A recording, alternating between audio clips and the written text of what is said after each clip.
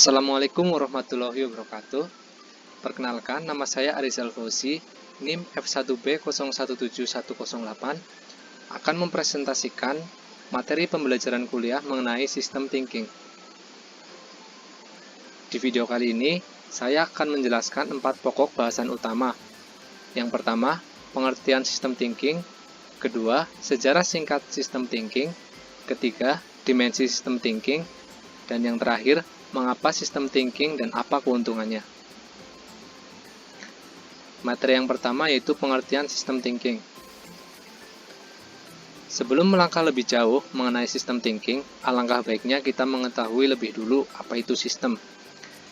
Secara umum, sistem didefinisikan sebagai kumpulan bagian-bagian yang saling berinteraksi, berinterrelasi, dan saling bergantung antar bagian-bagian pembentuknya untuk mempertahankan keberadaan dan fungsinya sebagai keseluruhan dalam rangka mencapai suatu tujuan di dalam lingkungan yang kompleks.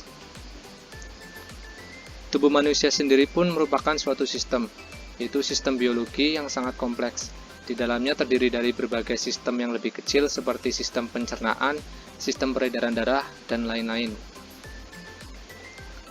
Peter Senge menjelaskan sistem thinking sebagai suatu disiplin untuk melihat keseluruhan mengenai pola-pola dan saling keterkaitan dan bagaimana menstrukturkan saling terkaitan ini dengan cara yang efektif dan efisien. Sistem thinking merupakan suatu cara pandang dan pembicaraan tentang realitas. Cara ini diharapkan dapat membantu untuk memahami dan bekerja lebih baik dengan sistem guna mempengaruhi kualitas hidup manusia. Sistem thinking memberikan suatu cara pandang tentang bekerjanya dunia secara menyeluruh, berbeda dengan cara tradisional yang bersifat reduksionis, analitik yang telah kita kenal sebelumnya. Materi yang kedua itu tentang sejarah singkat sistem thinking. Pada awalnya, sistem thinking muncul sebagai suatu reaksi terhadap kesulitan-kesulitan sains untuk menghadapi berbagai permasalahan dalam sistem kompleks. Menurut Capra, 1994, penggagas awal sistem thinking muncul dari para ahli biologi yang memandang bahwa organisme hidup merupakan suatu keseluruhan dan sifat-sifatnya tidak dapat dipisahkan atau direduksi menjadi bagian-bagian yang lebih kecil. Ide mengenai sistem thinking ini kemudian diperkaya oleh para ahli psikologi yang memandang bahwa organisasi hidup tidak dapat dipersepsi sebagai elemen yang terisolasi, akan tetapi harus dipersepsi dalam konteks pola-pola persepsi yang terintegrasi.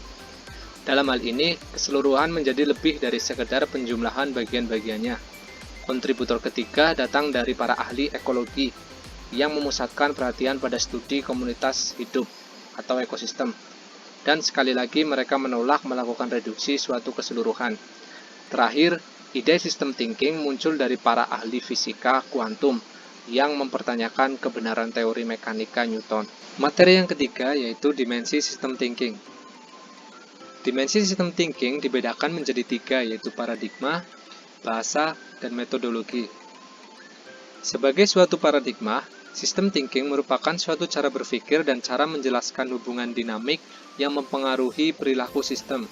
Paling tidak, menurut Richmond, 1993, diperlukan 7 keahlian cara berpikir untuk dapat memahaminya sebagai suatu paradigma, yaitu berpikir dinamik, berpikir kausalitas, berpikir generik, berpikir struktural, berpikir operasional, berpikir kuantum, dan berpikir ilmiah.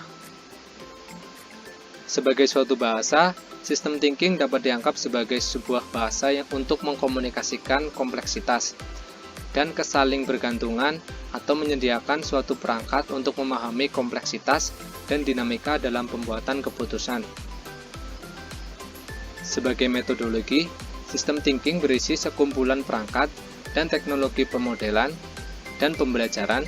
Perangkat-perangkat pemodelan ini dapat digunakan untuk memahami struktur sistem, keterkaitan antar komponennya, dan bagaimana perubahan-perubahan dalam area akan mempengaruhi keseluruhan sistem dan bagian-bagiannya selama berjalannya waktu. Dengan demikian, model-model ini dapat digunakan untuk mengukur dan memprediksikan perilaku sistem. Demikian juga dengan memberikan fasilitas dan mempercepat pembelajaran kelompok. Materi yang keempat yaitu mengapa sistem thinking dan apa keuntungannya. Mengapa sistem thinking? System thinking dapat menghadapi kompleksitas, menghadapi persaingan yang keras, dapat mendorong proses belajar dan dapat mengubah cara berpikir, serta masalah tak dapat diselesaikan dengan cara berpikir yang menciptakan masalah.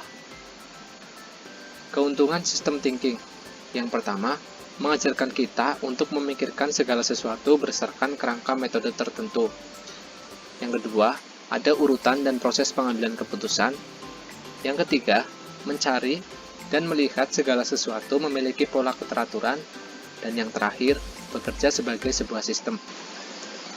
Terima kasih bagi yang sudah menonton, semoga video kali ini bermanfaat. Wassalamualaikum warahmatullahi wabarakatuh.